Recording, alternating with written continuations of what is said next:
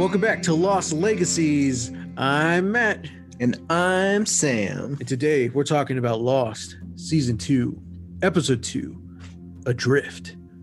Occurring at the same time as the previous episode, emphasis shifts to Kate and Locke's perspective and what happened to them before Jack joined them down inside the hatch. Meanwhile, Sawyer and Michael try to come to terms with what happened to them on the raft.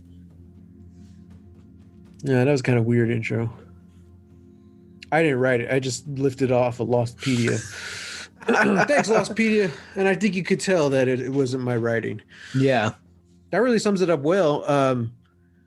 This was an interesting episode. Mm-hmm. They did some like time shenanigans here because it took place like during the same time as episode 1, but we just saw things from different perspectives, which I liked. I really liked it. Right? Mm-hmm. So while Jack was going through all his stuff in episode 1, we got to see everything from Locke and Kate's perspective, which I was wrong. Those were Locke's shoes on the floor, not Kate's. Like, oh, okay. Yeah. How'd you feel about it? You know, Matthew, there are just times where you sit down and you're about to watch a show and you think, what am I doing? What am I doing with my life? Maybe time could be better spent somewhere, maybe I could be applying for jobs, that offer, at least 8 figures. And then you turn on Lost, Season 2, Episode 2, Adrift. And at a certain point, you see a shark swim across the screen. And for about half a second, catch a glimpse of a tattoo on that shark. And you're like, wait a second. Is that a tattoo on a shark? Is that the Dharma tattooed on a shark? And then you just have to stop and say, no, this is the best decision of your life. You're watching Lost. Yeah, that was a cool little like Easter egg, right? Mm-hmm. It was super fast. That was awesome. Mm-hmm. Totally a blink and you miss it moments. Mm-hmm. Even I'm watching it and I'm caught up in the action, and then it flashes across the screen, and it looks, honestly, it did look a little bad. It was pretty bad, like the CG, whatever. But I still caught it, and I was like, oh, I don't care. It was just fast enough for your eye to catch it and say, wait, what? Yeah. This is incredible. Yeah. Lost might be the greatest show in the world. that was fun, man. That was a cool little eye-catching moment. Mm-hmm. But what about the rest? How do you feel about it? This was a Michael episode, surprisingly. I was very glad that it was a Michael episode. I'm glad we get a resolution to the raft. The rafties, like the raft storyline. And I'm glad it was his, and this was interesting because, we've been saying, all last season, it's like, oh, I don't know. Like sometimes the flashbacks just aren't that good, or they're just accentuating the theme of, whatever they're going through on the island. And that is still very true in this episode. I just think that the acting was so good that I totally didn't care, we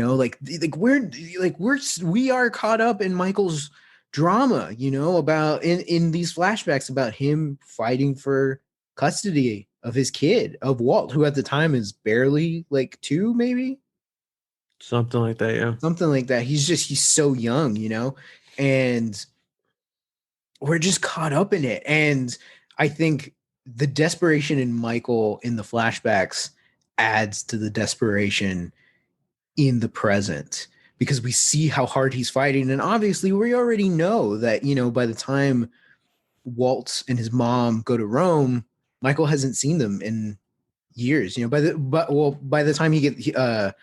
time Sydney happens, and Walt's mom dies, that is, that's been years since Michael has seen them. So it's very cool to see, Michael at this moment in his life fighting so hard for his son, to see his son ultimately to let that go, and it was cool. Like I gotta say, like those flashback scenes were brutal, and just the things that were being said. One, the thing that was being said, like with the lawyer, and it's like that's what happens. This is a custody battle, but also just what his wife is telling him. You need to let Walt go. It's like, man, they never shied away from this, even in his flashback episode in the first season. They don't want you on Michael's side. Yeah. They don't want you against Michael either. They just want you as an audience to understand the complexity of this divorce, especially because it's all, a lot of it is revolving around this young kid. Mm-hmm. So I really like that they kept that up, because I feel like Jack's flashbacks in episode 1 were stronger.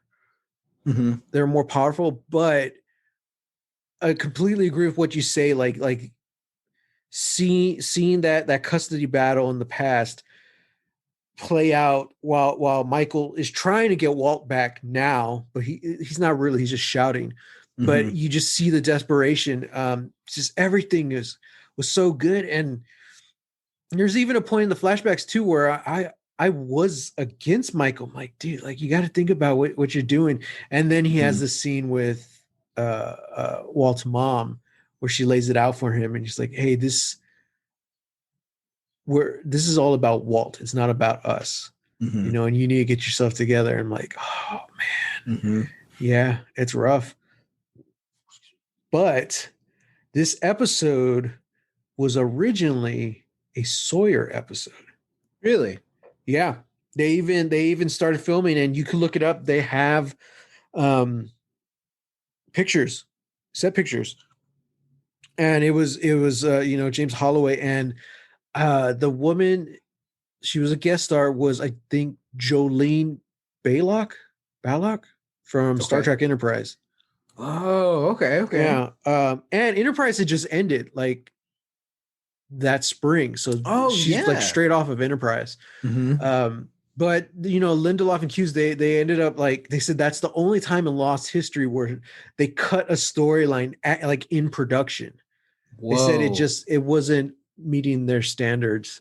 Like, wow. So they're like, none of that is even on deleted scenes or anything, because they're like, it doesn't meet our Lost standards.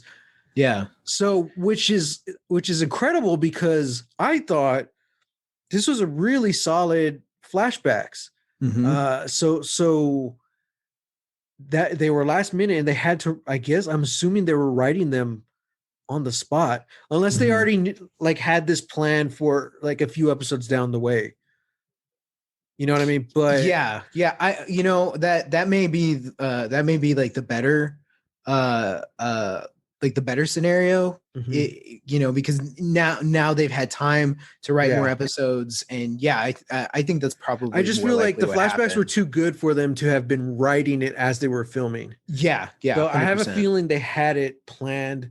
They got the actress back who played Walt's mom. So I'm like, she was probably already planned to come back on this date, and they're like, hey, can you bump it up like a month or whatever? So yeah, I think that was really good. And I think this was perfect timing. Like this shouldn't have been a Sawyer episode. I guess they could have gone the route like, oh man, he's been shot. Like he's like dying out there. They could have gone that route. But it's like, no, this needs to be Michael's episode, because he's the one dealing with the most emotional trauma in this episode. Yeah, I can definitely see, because they're both going through something in this moment, and I think that I think the way that they're playing off of each other and feeding back and forth into each other, and blaming each other essentially for what happened, when really it is no one's fault, even though Michael at the end of the episode is, finally come full circle and accepts that this was his fault. He shouldn't have left Walt. He shouldn't have let Walt on the raft. Yeah. It's like, no, man, you can't leave your kid. You And can't leave your kid. You that's just the thing. can't. Like ever since episode 1, Michael has always found someone else to blame. Mhm. Always trying to find that scapegoat. And is this episode for him, it's Sawyer. Oh, this is all Sawyer's fault. It's always someone else's fault. And we Mhm. even see that in the custody battle as well. Mhm. It's like Michael, he's a man who refuses to take responsibility. And so it sucks seeing his growth in season 1, and then he's kind of reverts back to that in this episode. But then by the end, it's almost the opposite. He takes too much responsibility. And I mean, he's emotional, he's a father who just had his kid taken. Mhm. But yeah, like even there was a scene where Sawyer's explaining to Mike how the boat the others were on, like that's how Sawyer pieces it together. Mhm. He's like, I thought they were pirates, but that boat wasn't made for open ocean. It needs to have a port somewhere close. My money's the island. Mhm. And then that's when he starts thinking, he's like, the others say they were coming for the kid. I think they did. So Mhm. everyone was assuming, we as an audience know that it was a red herring. It's something that Russo made up. Mhm. But Mike and Sawyer don't know that. So they're thinking, oh, he wasn't coming for the baby. They're going for Walt. Mhm. Now, what I like about this, though, is although Sawyer figures it out, both those characters are too hard headed. And instead of saying, hey, that means Walt's on the island, and 2, why did they want Walt? No, they start butting heads again. So Michael's like, so this is my fault? Yeah, it's your fault. And I think that's both very true to their characters. Yeah. Annoying, but it's very true to their characters. And I thought it was a good move. I really enjoyed all the raft stuff in this episode. I'm glad we didn't see any of it last week because it kind of made it a focal point in this episode. Yeah. Yeah. I think if we had seen some of this last week, it would have lessened the impact. This is technically, for like if we didn't have any of the Kate stuff in the hatch, and it was just them, this would be a bottle episode. It's just these two guys on the raft, not really trying to figure anything out, just trying to accept and live in what has happened. Yeah. And I'll add this too, behind the scenes, like they filmed all of this in the ocean. The raft, this episode, the raft debris, it was all out on the open ocean, which just kind of makes it scarier and more epic. Because again, this is Lost. What other show has this production budget and will do that? And they have stories of getting seasick out there. And they would leave them out there because if you go back inland for lunch and go back, you're just going to get sick. Yeah. So they would take food out to them on these pieces of driftwood for however many. If you think about it, it's this episode. So it probably took them about 2 weeks on the water for this. Jeez. In addition to like the last episode, which was the same thing, except they were on a bigger raft. Yeah, this is cool. This is one of those standout pieces. I know we mentioned it last season with anytime they were in like Sun and Jin's episodes, it's just a different locale. It's a different part of the country. Everything looks and feels different. I think that's kind of what this episode for me was. It's like, oh, wow. It's just most of it is out on the ocean. And the other half of it is in the hatch, which is still a very new location for us. So visually, I think it was stunning. I think it was just all those little brain synapses are exploding. I loved it. But just to wrap up, like the rafty story, they find the island at the end of the episode, and I thought it was nice too because Sawyer says, "Well, look at that. We're home." Oh, and then boom! The second they get there, they find, thank God, Jin's still alive. He comes screaming out of the jungle, and then he's saying, others, and you see that like that really quick like half a second shot of people, like there's like 4 people walking towards them with all manner of like, I don't know, look like some kind of weapons or something. Just like crazy, like, thrown together hodgepodge like blades. And I'm like, Yeah. what is going? And that's where it ends. Yeah. No! Oh god. Don't do this to me. Come on. Yeah. One thing I did want to point out, really quick, in Michael's last flashback when he's saying goodbye to Walt. Matt, what's the little stuffed animal that he gives him to a Walt? polar bear. Gives him a little stuffed polar bear. Yeah. Little did he know. I see that you. Polar bear would try to stuff Walt. Yeah, man. Another weird connection. I don't know. I see you, Lindelof. I see you, Carlton Cuse. I got you. Yeah. That was such an emotional scene, that final scene between Michael and Walt. Oh man, that was good. This show. Something else. Yeah. There's not too much to talk about in the flashbacks that we haven't already mentioned. I don't know if you noticed it, but they, in the scene with the lawyer in the office, they had the CGI, the Twin Towers out the window. Did you notice that? Oh, I didn't even notice that. Yeah, I noticed that real quick. I was like, oh man, I like that they put forth that effort. Because we really didn't really need that.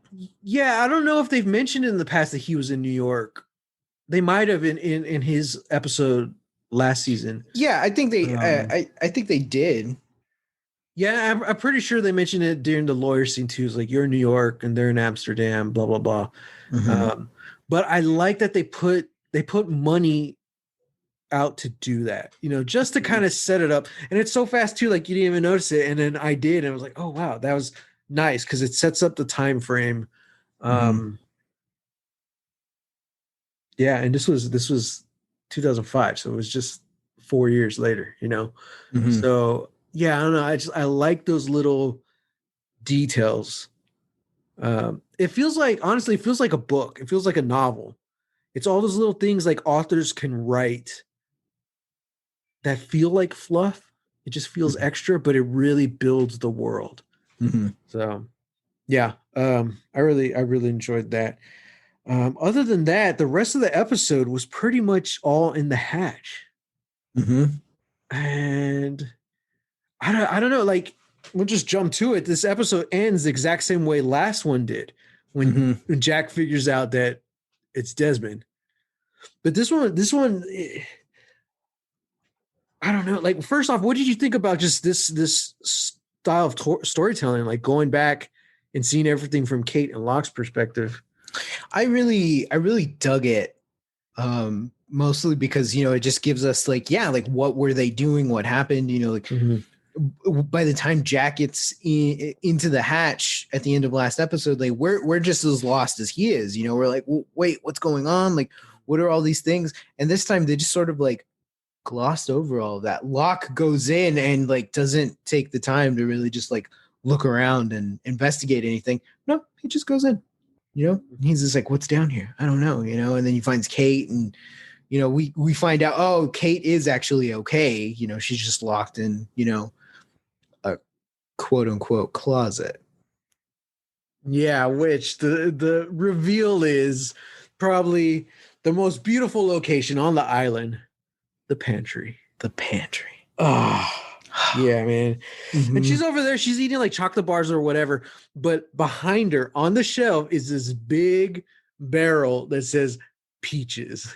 I'm like, yes, open the peaches, Kate. That's what I would do. Oh, go for the peaches. I don't know what would be the first thing I would be craving if I was stranded on an island for 44 days and then found a magic pantry full of food.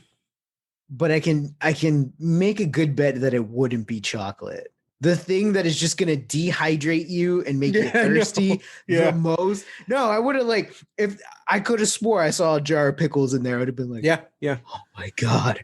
Unscrew the thing. Oh man, think about how sweet that would be. Oh, feeling the cold juices down, and the sour and the bit and the I'm not a big chocolate fan, so Kate apparently is. But Mhm. dude, I would have that giant barrel of peaches with me in the vents, watching the showdown between Jack, Locke, and Desmond. Just, oh, that's a good question. It's a barrel, so it's not really a barrel. It's just like a giant jar. I Yeah. doubt that they're whole peaches because you wouldn't package them like that. Yeah, probably not. So They're yeah, probably sizes. Yeah. yeah. Just like fisting, just sticking my fist in there, just pulling out like these juicy peaches. I And would then ha- Desmond almost shoots her by accident because he shoots the vent. Oh, I know. Well, wouldn't that suck? Right? Wouldn't Hey, that what just happened to suck Kate? I if don't that's know. cut to skeleton in a boot? Oh no. Like, oh, jeez.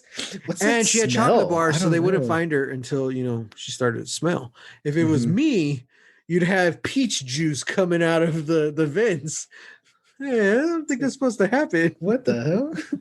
He's like, oh, geez, you shot Matt. I didn't know if anybody was in there. It's just another way you and I Man, would die on the I island. know. I think that would be our thing. We would just end up like dying, but that would be our thing where it's like we keep dying, We just but keep we coming also back. keep coming back. Yeah. A little bit, I guess like Kenny from South Park, but Yeah. yeah. But yeah, I think that would just be interesting. We just show back up, randomly. We're just like, what the Yeah. Oh man. Yeah. So like I feel like not a lot really happened in this episode. It was just it's kind of what I was telling you earlier about details. We just got more of the same, but it was still more. We got more details. Mhm. Which is another reason. If this was Sawyer's episode, I feel like it kind of would have been a waste because nothing Hmm. really happened. Because it's Michael's, we do get his mentality, we do see the progressions, we see the growth, and we become more invested in the search for Walt. You Mhm. know. Mhm. But other than that, yeah, we see the others for a brief second at the end of the episode, and we don't get any answers in the hatch. We just get more questions. Mhm. We do see Desmond force Locke at gunpoint to enter the numbers, Hurley's cursed numbers, into the Mhm. computer. Yeah, you see, I feel bad saying it that like nothing really happened, I'll say this: the plot didn't really move forward at Yeah. all, but there's just more details, and it just kind of further buffed what we already had at this point. So now Mhm. going further or going on, I feel like okay, now we can take the next steps. We needed to see Michael go through this internal conflict before he deals with whatever's next. And then I think we needed to get more of the layout of the hatch, more of the weird stuff that was going on there before we see what happens next. Mhm. So, yeah, I feel like im- you could define this as a filler episode, but it Yeah. was a really good filler episode. Yeah. Yeah. And that's kind of the thing too. Like the better filler episodes uh still move forward plot and character. And that happened, like for character, you know, Michael Michael gets to be more well-rounded, and we see like this progression into a new journey, his journey for the season, Mhm. even within his relationship with Sawyer, like that, it's so tumultuous, and yet by the end they're not on equal footing, but they've come to terms with what's happened, Mhm. and and he no longer blames Sawyer, he takes full responsibility of that. And so that's great, then that's great for Michael. And then as far as plot goes, you're right, it doesn't move forward, but it does contextualize what's happening. And we Mhm. get to see again, like the layout, we get to see where Kate is. There we also find out, hey, there's a pantry full of food. Now we're like, okay, that has to come into play almost immediately. If you're gonna have the other survivors coming down here, like yeah, that's gonna be a big deal. Yeah, the computer, the numbers, what happens? We saw Locke type in those numbers, hit execute, and the timer went all the way back up to 108. This was the first time we heard Dharma, right? Because we saw the logo in the last episode. See, I don't think we've heard it yet, though. We haven't, right? But we just saw the symbol and it said Dharma on it. Yeah. Yeah. So we know Dharma is, I don't know, the company that's behind the installation and the filling of, like the stuff that's in here. Yeah. But I want to know, what business did they have tattooing sharks? And how far do they go? Yeah. How what deep is does interesting this thing is run, Matt? What? How deep does this thing run? Yeah. Desmond did ask Locke, out of all the survivors of the plane crash, how many are sick? Mm-hmm. None are sick. It was just very weird because there's so many little things, and he says, he even asked Locke, "Are you him? Are you him?" Well, of course, Locke is like, "Yeah, I'm him. I'm the guy." And he, what does he ask him? He's like, "Oh, what did the first snowman say to the other snowman?" Yeah, and Locke doesn't know, and that's how Desmond knows he's lying. Mm-hmm. So let's come up with some theories. What did the snowman say to the other snowman? I honestly don't remember. I was trying to think about that. I was like, could I play it off in this situation? I say, what did the first snowman say to the other snowman? Some weather we're having. Or it's a little chilly. I don't know. Really? I've got one for okay, if the snow like a snowman walks up to another snowman and says blah blah blah, what does the second snowman say? I don't know. Holy crap, a talking snowman. The snowman says to the other snowman, "Hey, that's a great ass." I don't know. What? I don't know. Maybe he likes big butts, I'm not going to kink shame a snowman, okay? Oh no. Snowmen do notoriously have big butts. Yeah. Yeah, that is true. Okay. As far as theories and things, what the hell is Dharma? What is the hatch? We still don't know what the hatch is. We just know Desmond is there. Mm-hmm. What is it? What does he do there? How did he get there? What is the function of the hatch? Mm-hmm.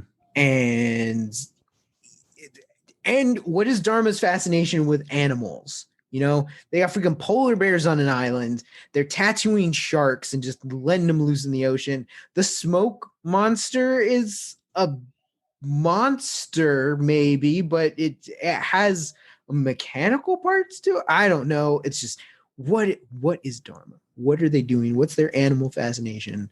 And when is Hurley gonna get to go in that pantry? What I want to know.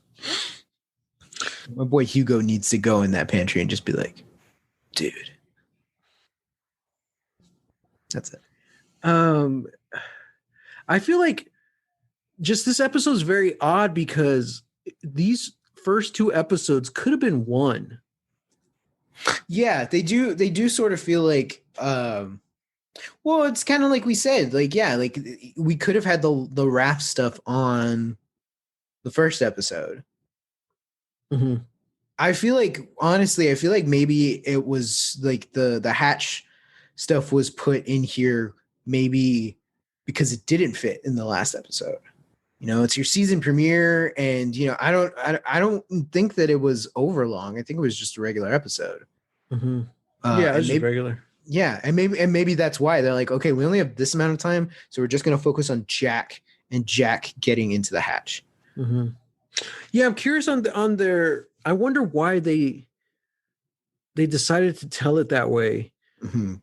Was it just because it's a Jack episode, so we wanted to see it from his perspective? And Mm-hmm. they're like, oh, we'll go back to Kate and Locke later. Mm-hmm. I wonder if this had to do with them cutting Sawyer's stuff out. Like, I wonder if they're like, hey, we got to fill a lot of time. I don't know. So, because I will say this, there was an actor cast in that Sawyer's backstory for this episode. But he comes back in Sawyer's next one. So I think we didn't lose much. We kind of lost like the basic gist of whatever Sawyer's story was going to be in this one. Mm-hmm. But it does come back in some incarnation in his next flashback episode. Okay. But I wonder, like, was this going to be a heavy flashback one, or I just don't know. It just feels very weird. I don't understand why they did it, but I'm glad that they did because it really broke things up. Mm-hmm. And typically, the way Lost has been, they've been very, I guess, one-off episodes. You know, you usually have your mystery or your adventure for this episode, and the next time you're off to someone else, off to another character. These two are very much, with the exception of like Ethan, those were like two-parters. But this one is very much, technically, I guess it would be a two-parter, but it just feels like the story now is so much more connected. Whereas before it was just kind of scattered, things are happening to people around the island. Now, okay, we have people in the hatch. We got the raft has been blown up. Who knows where Walt is? It feels like more stuff is happening all together. And it's going to be interesting to see how, if that pace continues going forward, or if we're going to lose it. And if we do lose it, is it better or worse for it? You know, does Lost work better at a faster pace? Because right now, these two episodes are a lot faster than like the whole first season. So we're going to have to wait and see. Yes, we will. Yes, we will. Well, MVPs? It's got to be Michael. Right? Yeah. Harold Perrineau.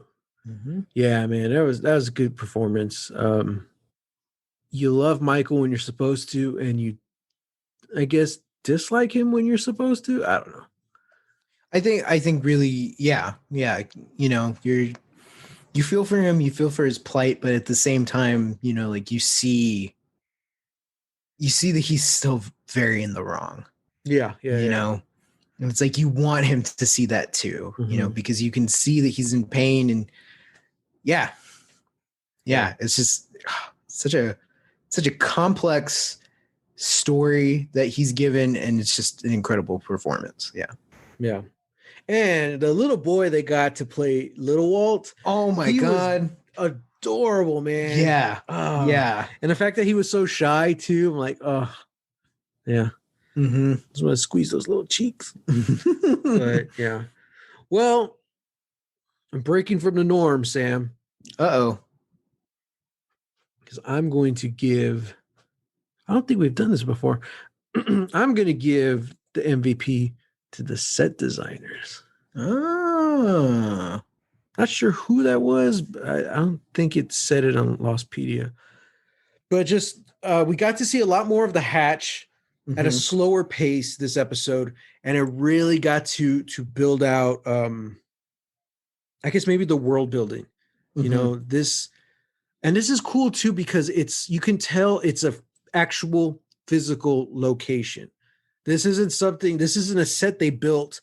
Oh, and you walk through that closet door.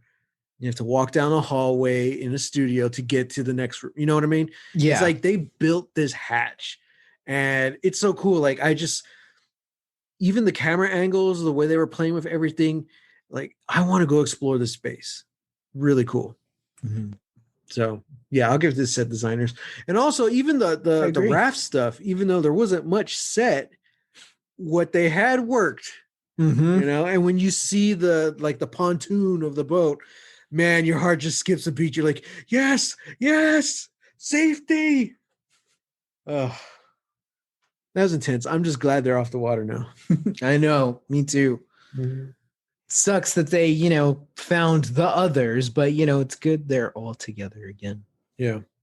Now I'm curious, since we're playing with timey-wimey stuff, are we going to see all of this from Jen's perspective? That would be fun. That'd be interesting, right? Yeah. Who knows? Yeah. I honestly don't remember. But I'm glad that was something we checked off. Like, okay, we found Jen. He's still alive. Mm-hmm. Okay. Cool. What about predictions? We kind of talked about it a little bit. Those were the theories that I had. Yeah. Yeah, it was mostly around Dharma, right? We want to figure out. Those weren't really predictions. Those are just questions, Sam. Want to know what the heck Dharma's doing. Still. Okay. Well, fine. Man, yeah, I feel like this is a really quick episode. But it's warranted because it was a very fast episode. Yeah. And they did the job. They got in, they got out. And I wish there was more episodes of Lost like this. I think you could cover some good ground, both character-wise and plot-wise. I agree. Yeah. Well, next time we're talking about season 2, episode 3, Orientation. Michael, Sawyer, and Jin find themselves captives of the others. Meanwhile, in their search for answers, Jack and Locke find more questions. That's technically the exact opposite of what they want. Yeah, technically that could be the exact same episode, paragraph for this episode. Is that the twist this season? Is that all the hatch stuff? The same episode. It's just the same episode from different perspectives. Well, I think it's worth saying that we're gonna have to wait and see how it plays out. I think there's 24 hours in this episode season. Okay. Season 1 was 25. I think this season's 24. Okay. So it's a little shorter. But here we are, 2 episodes in, and it's technically all the same day, or it was all in one night. So whereas this first season, we were used to several days, if not weeks, passing between episodes. So far, this is all pretty... Yeah, it's pretty concise. It's concise. One thing right after another, yeah. Yeah. So we'll see if that continues. Yeah. I guess that's it for now, guys. Don't forget to like, subscribe, share, rate, review, analyze, critique, discuss, drag through the mud, just interrogate. Yeah. Just do what you will with our show, because we love you and we hope you love us back. Just share the podcast. If you're digging it, we dig you, and just share us with everyone. We're easy, but we're not cheap. Technically, we're free. So yeah, technically we are very cheap. It's the cheapest thing there is. You get what you don't pay for. Yeah. You get what you paid for with Lost Legacies. So, although we won't be able to joke like that for much longer, because they are Apple is introducing paid subscriptions to podcasts. Boo. Yeah. I don't know how it's gonna, because to me it seems like if you want to do something like that, go the Patreon route, but they're trying to streamline it so you don't have to go to Patreon, you just do it here. Exactly. I don't even know what we would do. No, I don't like that. Yeah. We'd have to make a Patreon. Guys, I would love to make money off of podcasting. I don't really know if this is the one, because we're not really making new stuff for y'all. We're just kind of talking about other stuff that people have made. Who knows? Maybe at some point we will do some kind of Patreon. I don't know. This takes planning and research. Those are 2 things that we at Lost Legacies are firmly against. So share your love any way you can. We're still working on social media stuff. And yeah, just keep a lookout. Hashtag Lost Legacies. You can find me at Twitter _Matt Jimenez and Instagram at Holy Hand Grenade of Antioch. And you can find me on Twitter and Instagram at Real, that's REEL, Texas Weirdo. Until next time, guys, get lost. Get lost.